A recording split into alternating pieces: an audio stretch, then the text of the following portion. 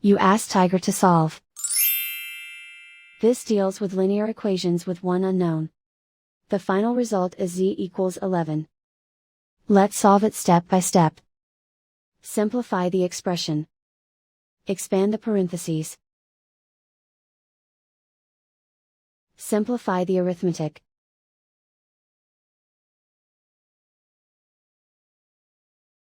Expand the parentheses. Simplify the arithmetic.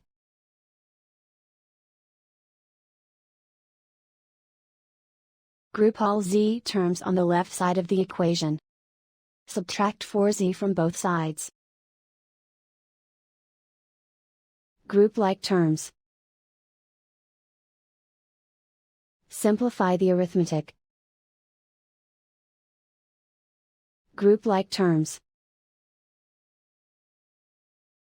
Simplify the arithmetic. Group all constants on the right side of the equation. Add 13 to both sides. Simplify the arithmetic.